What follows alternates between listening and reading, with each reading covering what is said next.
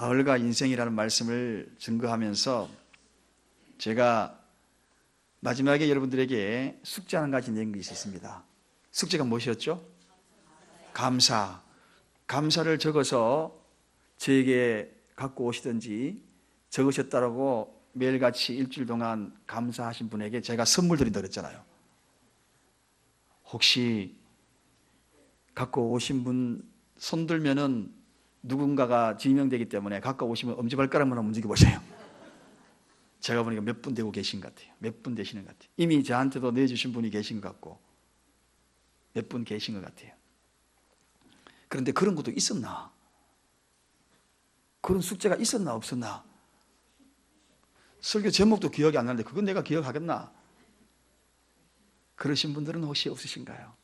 그래도 잊어버리더라도 오늘 설교 또 기억하고 한 주 동안 열심히 한번 또 말씀 묵상해 보십시다. 그렇다고 해서 여러분을 책망할 마음은 하나도 없습니다. 그렇다고 해서 여러분 꾸지람 숙제 안 된다고 해서 옛날처럼 선생님처럼 그저 숙제한 사람 칠판에 적고 싶은 마음은 하나도 없어요. 오늘은 올바른 성례식이라는 성례전이라는 말씀을 좀 전하고 싶습니다. 성례란 두 가지를 이야기합니다. 첫째는 세례식, 둘째는 성찬식. 오늘 그 두 가지가 우리 교회에서 이루어지는 날이요, 기독교에서 성례전은 이 두 가지를 의미합니다. 지난주 광고를 했습니다.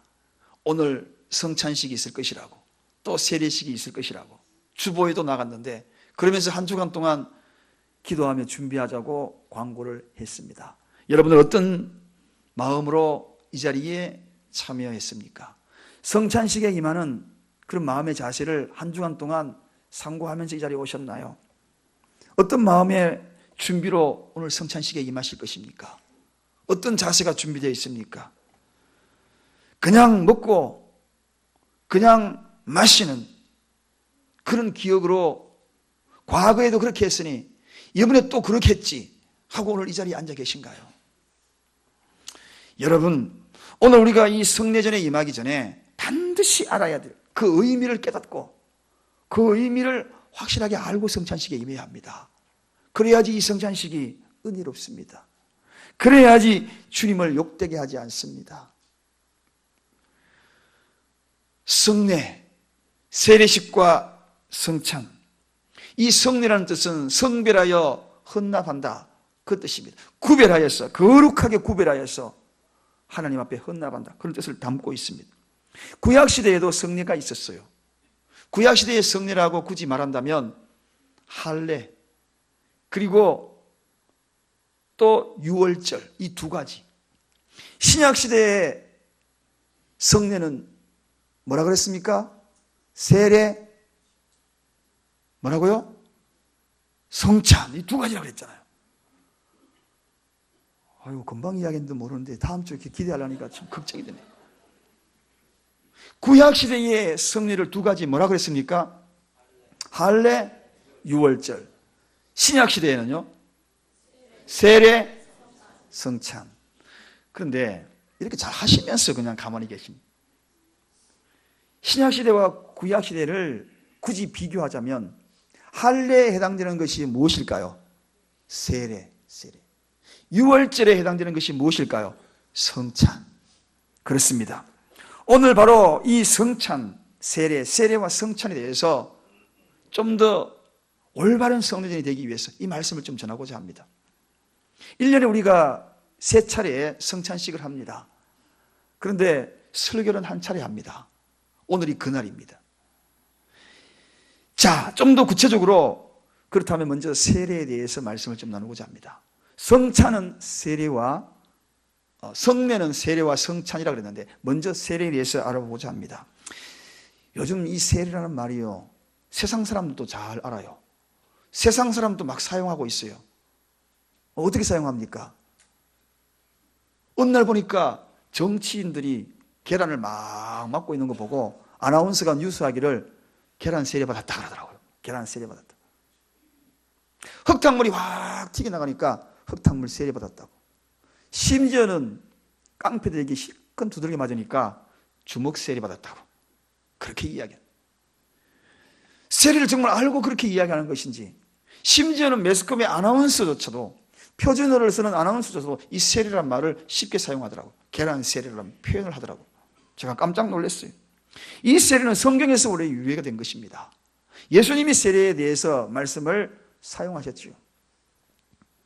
그렇다면 그런 세례와 달리 우리가 이야기하는 이 세례의 의미는 무엇인가 하는 것입니다. 이 원인도 모르고 이유도 모르고 여러분 세례 받으셨습니까?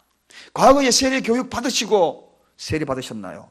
아니면 시간이 되어가지고 6개월 지나고 1년이 되었으니까 세례자 명단에 올라가가지고 여러분은 세례 받으셨나요?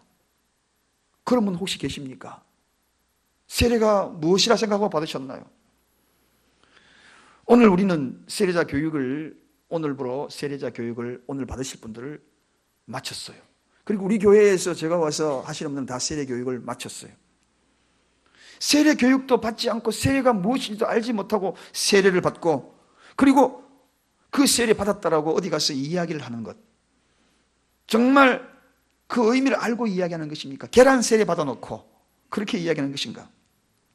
오늘 우리는 이 예식에 얼마나 소중한지 이 예식을 알고 이 세례에 임해야 할 것이고, 세례 받은 분은 그동안에 알지 못했다면 오늘 이 세례 예식을 받는, 그리고 오늘 성례전을 통하여 말씀드린 이 말씀을 꼭 명심하시기 바랍니다.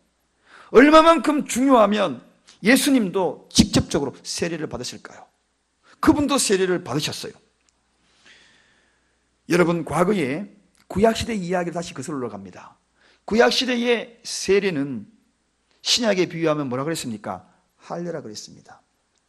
이스라엘 백성들이 남자라면 일정한 시간이 되어서 할례를 받지 아니하면 이스라엘 회중에 들어갈 수 없었어요. 이스라엘 백성이라고 불릴 수가 없었습니다. 그래서 남자들은 누구나 막론하고 다 세례를 받았어요. 예수님이 하나님이 백성이 되기 위하여 오늘 이 시대에는 누구나 막론하고 세례를 우리에게 베풀기를 원하시고, 그분이 세례 받으라고 직접 명령하셨어요. 그 말씀이 어디에 있는가? 마태복음 28장 19절에 있습니다. 너희는 가서 모든 족속으로 제자를 삼아 아버지와 아들과 성령의 이름으로 세례를 주고, 누구에게? 모든 족속에게 이것을, 분부한 것을 가르치라, 그렇게 이야기하고 있습니다. 그러므로 하나님 믿고 예수 그리스도를 믿고 하나님이 백성이 되고자 하는 모든 이들은 세례를 받으라고 주님이 직접적으로 명령하셨다는 것입니다. 그래서 이것은 받아도 되고 안 받아도 되고, 나는 세례 받지 않고 평생 신앙생활 할래, 그것은 여전히 이스라엘 백성들이 아직 나이가 차지 않았어, 아주 어린 나이, 할례를 받기 이전에 그 나이에 머물러서 나는 그렇게 살래, 그거 마찬가지. 세례를 받아 진정한 하나님의 백성으로 인치심을 받는 것이, 이게 바로 세례라는 것입니다. 그러므로 세례는 받아도 되고 안 받아도 되고 선택 사항이 아니라 예수 믿는 그 순간부터 세례를 받아야 되겠다는 것, 반드시 받아야 된다는 것 꼭 명심하시기 바랍니다. 이 가운데 세례를 받지 않고 신앙생활 하시는 분이 있다면 다음 기회에 모든 족속으로 제자를 삼아 아버지와 아들과 성령 이름으로 세례를 주고, 그 세례에 반드시 동참하여서 성령의 인치심을 인하여 하나님의 백성으로 올바르게 인정받으시기를 주님의 이름으로 축원드립니다. 그렇다면 이 세례에 무슨 뜻이 있습니까? 왜 그렇게 중요한가요? 왜 그렇게 꼭 받아야만 되는 건가요? 세례는 첫 번째, 그리스도와 한 몸이 된다는 뜻을 갖고 있습니다. 예수 그리스도와 한 몸이 된다. 로마서 6장 5절에 만일 우리가 그의 죽으심을 본받아 연합한 자가 되었으면 또한 그의 부활을 본받아 연합한 자가 되리라. 이 세례를 통하여 그리스도와 연합한 자가 된다. 세례받는 순간 우리 예수 그리스도와 연합한 자가 된다. 연합의 관계라는 것입니다. 떨어질래야 떨어질 수 없는 그런 관계. 집문서에 도장을 찍고 등기 등본이 되었어도 확실한 보증이 되는데, 성령의 도장을 찍어서 확실한 연합의 관계를 선포하는 것이 세례입니다. 이번에 이제 우리 교회가 어제 등기 등본이 나왔어요. 저 땅이 사랑교회 땅이라고 등기 등본이 또 배달이 돼가지고 가슴이 두근두근 그 넘겨보고 또 넘겨보고 분명히 그 사랑교회에 딱 적혀있는, 눈물이 핑 돌면서 콧구멍이 벌렁벌렁 하면서 한참 넘겨봤어요. 땅이 그래도 그런데 여러분과 제가 하나님의 사람으로 인치심을 받는 것, 이건 눈물뿐이겠습니까? 주님과 연합된 관계, 뗄래야 뗄 수 없는 그런 관계, 떨어질 수 없는 그 관계가 바로 세례입니다. 여러분, 세례받은 여러분, 오늘 세례를 받으시는 여러분, 이제 여러분들의 인생은 떨어질래야 떨어질 수 없는 주님과 연합된 관계입니다. 살아도 죽어도. 그래서 십자가에 함께 죽고 부활하는 그 자리에 연합되어서 다시 살아날 것을 선포하는 것, 이게 세례입니다. 예수 그리스도와 연합된 여러분, 절대로 여러분은 떨어질 수 없습니다. 벗어나려고 하지도 마시고, 아니 벗어날 수 없는 존재입니다. 벗어나려고 해보십시오. 주님이 놓치는가? 연합되어 있기에 끝까지 따라가는, 그리고 끝까지 따라가서 안 돌아오면 때려가지고 때려서 피가 나고 아파하면 어루만지시오. 울면은 눈물 닦아가면서 짊어지고 엎쳐두고, 아니면 질질 끌고라도 왔어서 연합된 그 관계를 확인하는 것이 세례의식입니다. 이게 바로 세례받은 자의 모습입니다. 저는 과거에 그런 분들 봤어요. 과거에 젊을 때 세례받았대요. 그렇다가 세상 방탕하고 있다가 마지막 늙음하게 해가지고 다 잃고 그저 겨우겨우 목숨만 붙어가지고 주님 내가 왔습니다 아버지 이렇게 돌아오는 사람들을 많이 봤어요. 세례는 연합된 관계예요. 주님이 포기하지 않는 관계, 버리지 않는 관계, 그런 관계, 그 확인하는 연합의 관계를 선포하는 것이 세례입니다. 그만큼 중요한 것이 세례입니다. 두 번째, 세례는 과거의 죄를 씻음받는다는 의미를 갖고 있습니다. 초대교회에 세례가 시작이 되면서 복음이 전파되는 곳마다 세례를 행했습니다. 그런데 이 세례가 행할 때에 어떤 일이 벌어졌습니까? 베드로가 설교할 때에 3,000명이 회개하고 주님께 돌아올 때에 거기에 있던 많은 청중들이 예수님의 제자들에게 질문합니다. 형제들이여, 우리가 어찌할꼬? 마음의 찔림을 받고 하나님의 메시지가 그들에게 떨어지자마자 마음의 찔림을 받는 거예요. 십자가의 설교를 하고 예수 그리스도의 고난에 대해서 설교를 하고 부활에 대해서 설교하니까 마음의 찔림을 받았던 거예요. 그래서 질문합니다. 형제들이여, 우리가 어찌하면 좋습니까? 그럴 때 베드로가 이야기합니다. 회개하여 각각 예수 그리스도 이름으로 세례를 받고 죄 사함을 받으라. 여러분, 세례는 회개가 전초전입니다. 여러분은 세례 받기 전에 회개의 순간이 있었습니까? 회개하여 예수 그리스도 이름으로 세례를 받고 그 다음에 죄 사함을 받으라. 그렇게 소개하고 있습니다. 세례는 그냥 이루어지는 것이 아닙니다. 과거의 모든 죄에서 단절되는 그 순간은 바로 회개가 필요한 것입니다. 그 회개를 할 때에 예수 그리스도의 이름으로 세례를 받는 것이 이제는 과거의 죄에서 단절시키는 것입니다. 그래서 죄 사함을 받는 것입니다. 과거의 죄성들이 자꾸 생각날 때에 세례라는 그 정표가 과거의 죄성에서 차단하는 것입니다. 이는 모든 것이 죄 사함을 받았다, 확실한 죄 사함을 받았다, 그 정표가 바로 세례라는 것입니다. 할렐루야. 그래서 세례는 과거의 죄에서 해방되는 정표입니다. 더 이상의 그 죄가, 과거의 죄가 여러분을 정죄하지 못하는 그러한 정표가 세례인 것입니다. 과거의 죄에서 모든 것을 차단하는 것이 세례입니다. 그래서 죄 사함을 받으라. 회개하고 세례받고 죄 사함을 받으라. 사랑하는 여러분, 과거의 죄의 모습이 흔적도 없이 사라지는 것이 세례입니다. 더 이상의 여러분을 괴롭게 하지 못하도록 차단하는 것이 세례입니다. 세례받은 여러분들이요, 행여나 여러분 속에 과거에 여러분의 모든 잘못이 정죄가 되어 여러분을 아프게 하고 지금도 소록소록 생각나게 만들고 그것이 여러분을 질질 끌고 다니게 만들고 기도할 때마다 그 생각이 떠올라서 기도가 나오지 않는 것, 세례의 참된 의미를 오늘 인식하시고 그 모든 것들 과거에서 차단해주는 그 의미가, 정표가 세례라는 것을 믿으시기 바랍니다. 그러므로 자유하게 될 수 있는 것이, 예수 안에서 마음껏 자유할 수 있는 것이 세례라는 것. 예수 안에서 은혜의 보좌 앞에 담대히 나아갈 수 있는 특권을 가진 자들이 세례받은 자들의 모습이라는 것.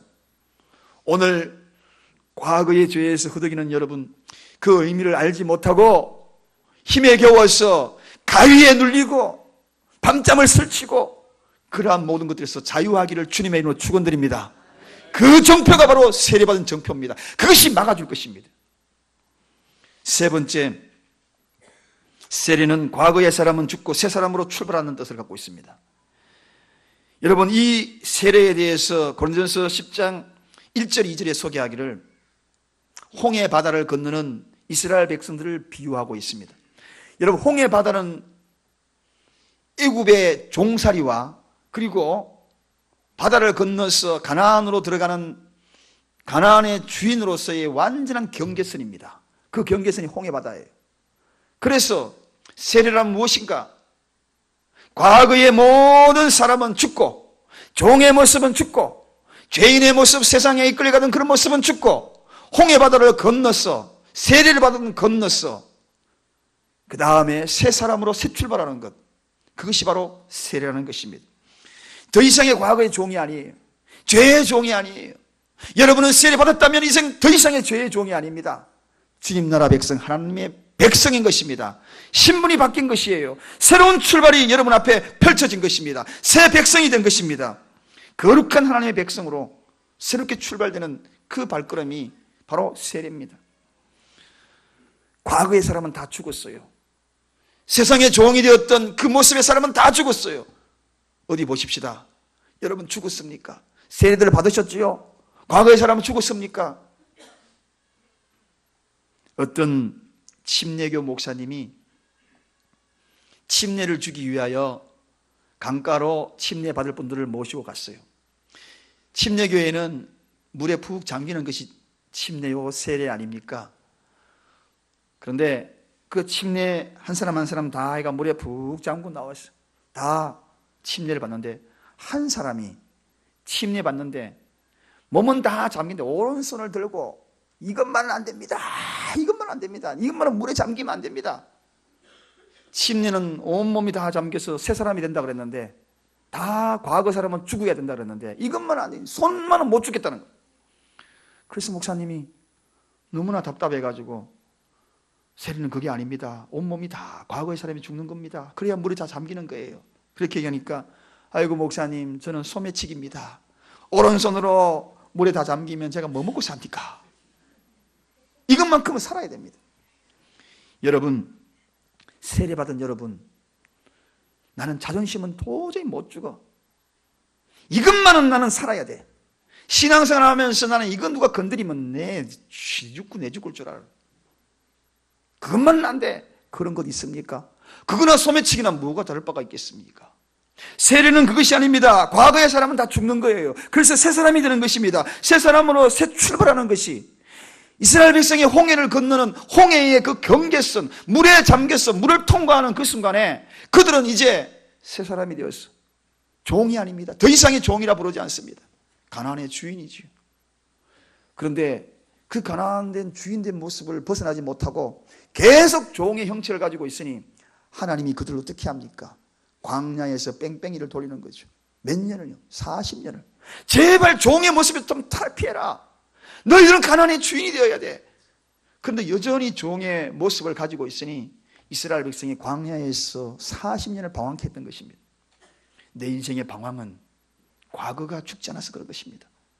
하나님은 과거의 옛사람을 죽이기 위하여서 세례를 베풀었건만, 홍해를 건너게 했건만, 그러나 여전히 내 인생은 과거에 머물러 있으니, 그러니 아직도 내 인생은 광야야.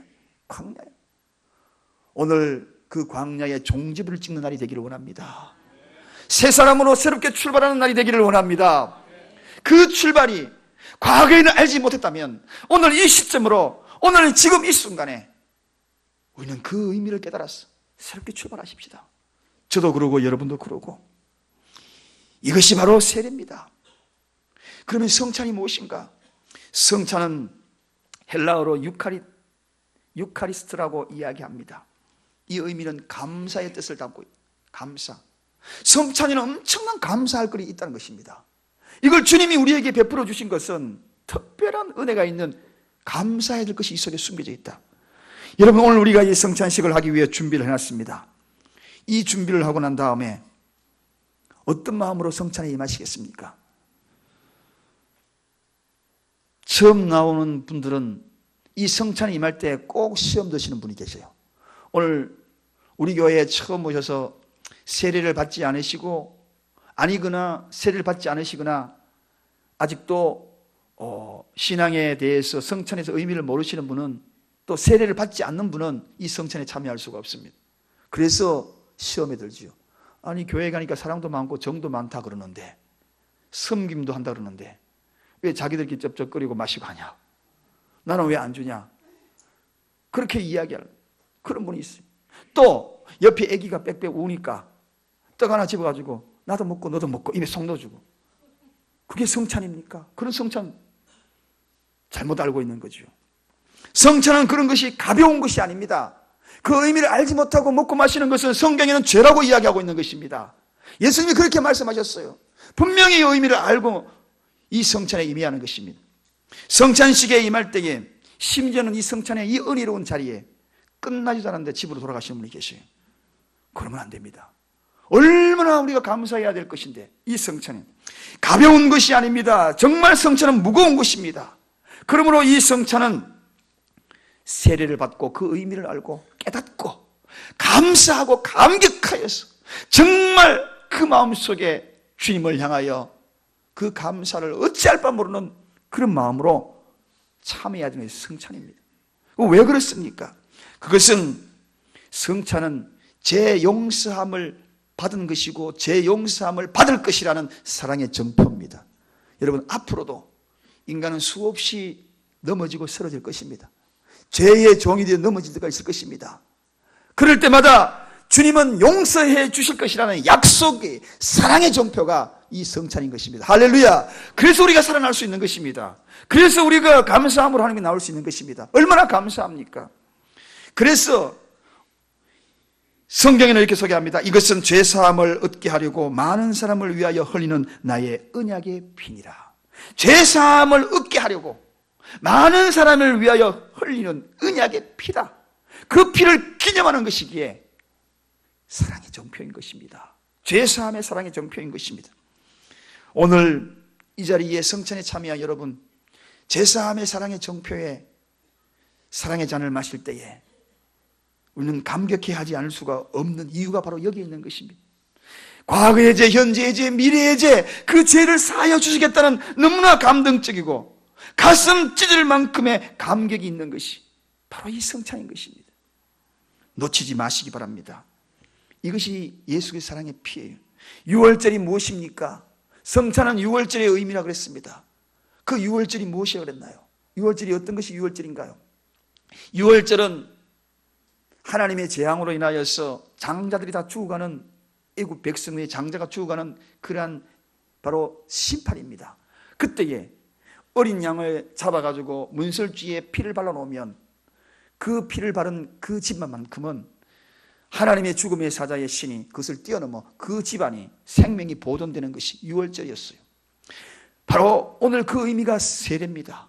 예수 그리스도의 보혈에 동참한 여러분은 하나님의 징계의 심판에서 바로 벗어날 수 있고 뛰어넘는 놀라운 사랑의 증표가 바로 이 성찬이라는 것입니다.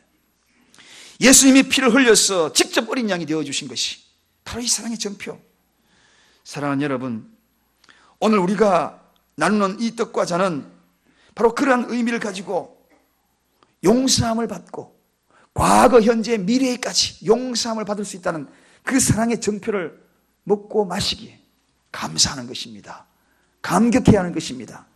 두 번째, 이 성찬은 예수 생명 앞에 새 삶을 살겠다는 결단입니다. 여러분, 십자가에 매어 달려 죽기까지 우리를 사랑하시면서 생명을 내어놓았어요. 십자가에서 그분의 살점이 찢겨나갔습니다. 그리고 온몸에 피를 다 쏟았습니다.